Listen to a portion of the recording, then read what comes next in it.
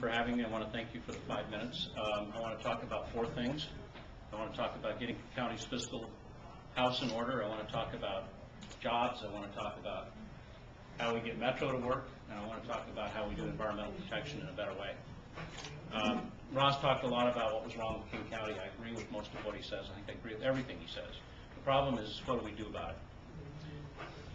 You can talk about West Point, or not West Point, you can talk about Brightwater, you can talk about elections, you can talk about any number of problems that King County has.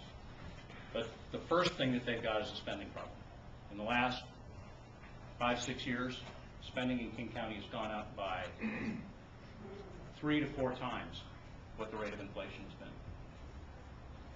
They don't make choices.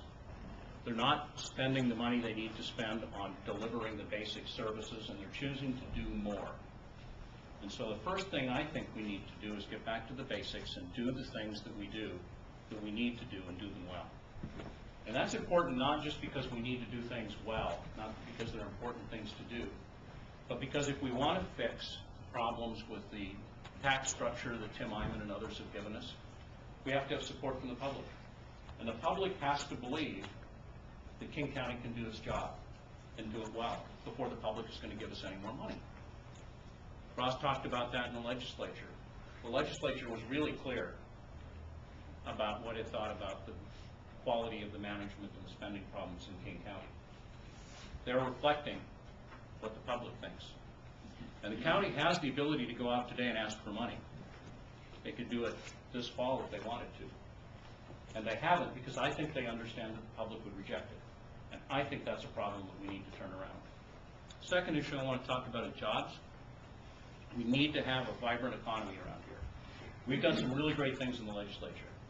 We've put money in using the gas tax to create the largest construction budget in the state's history. In fact, we're doing more investment in transportation infrastructure between DOT and Sound Transit in this state than any state in the union on a per capita basis. In fact, I think on an absolute basis. So we're doing a lot in the way of public spending to make jobs happen. But we also have to get the private sector there. The private sector is, in almost every case, 2/3 of our economy.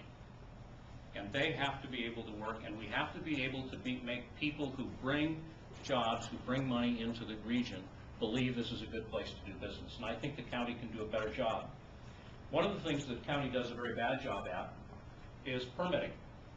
If you go into the county and you ask for a permit, you don't know what you have to do to be able to get the permit, and you don't know when the permit is going to arrive. I used to be the mayor of a city, and one of the things that we did was we made sure that the permits were done on time. That you could come in and you could say, here's what I want to do. The staff could say, here's what you have to do, and here's when the permit will be there. And we made that, we hit those marks. That kind of predictability is what businesses need. That kind of predictability, that kind of certainty, that ability to say the infrastructure that we need to be able to do our business is there, that's what business needs. And the county can do a better job of that. Third thing is Metro. We have, or transportation generally, in Olympia we talk about this governance problem. And the notion is that if we just changed the governance structure and directly elected some people, all of a sudden our transportation problems would be solved. The reality is that the problem is not governance per se, it's accountability. And it's about how do you create accountability for each of the modes so that each of the modes works together with the other modes to give us a seamless, flexible transportation system. One that you can take the bus to the ferry and expect to be there when the ferry leaves, before the ferry leaves. Or you can arrive on the ferry and expect to have a bus pick you up. That you can have a plan for how you have signal preemption for transit to give transit better service through neighborhoods. And actually, when you cross city boundaries, know that the signal preemption is going to work in Redmond if it worked in Woodinville. Well, those are things that we don't do a very good job at. I think that the county can do a much better job in terms of creating partnerships, of providing leadership to bring these modes together and begin to create a seamless transportation system. But Metro, which is the county's own business, is a high-cost provider. It costs more per hour of service for Metro than just about any transit agency in the country. And as a consequence, we get fewer hours, fewer buses, And we allocate the buses on this 40-40-20 or 20-20-20-40-40 rule, where 20% goes to Seattle, 40 comes to the east side, 40% goes down to the south end. Well, years ago, I used to be on the Metro Council, and we were pushing to create that. And it was because everything was focused on Seattle at that time. And that was a good way to start to shift the focus. But it's kind of like we've moved on. We actually have a growth management plan, and we actually have been starting to change the way development takes place. And we have to put bus service where it supports the development patterns that we want. And Metro has that obligation. It also has the obligation to go into areas where transit does dominate and be able to provide the level of service that's necessary to be able to get people to where they want to go. We need to get more people on buses, and we need to get them out of cars. That's the whole point.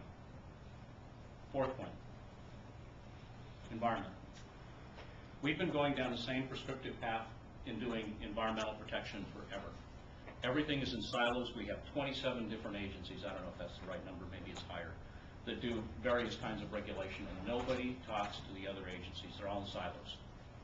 I think the county can do a better job of becoming the integrator, of becoming the group that brings together all of the agencies and says, how do we actually get to the performance level that we're looking for in protecting the environment? And that requires that we have to know what the performance level is, rather than just going out and saying, oh, you do this. Years ago, I was involved in putting the first water course setbacks on Mercer Island. I don't know how many years have gone by. I'm not supposed to say, but it's been like 40. We're still doing it the same way.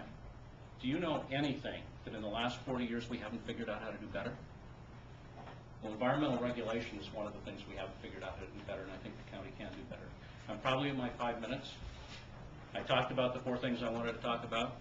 I talked about fixing the fiscal house, getting the counties, getting jobs, working on metro and transportation, and doing environmental protection. I think I have something to bring to the county. I hope you agree. I'd love to have your support, and I think I'll be back next month asking for it too. So thank you very much, Martin. I appreciate the time.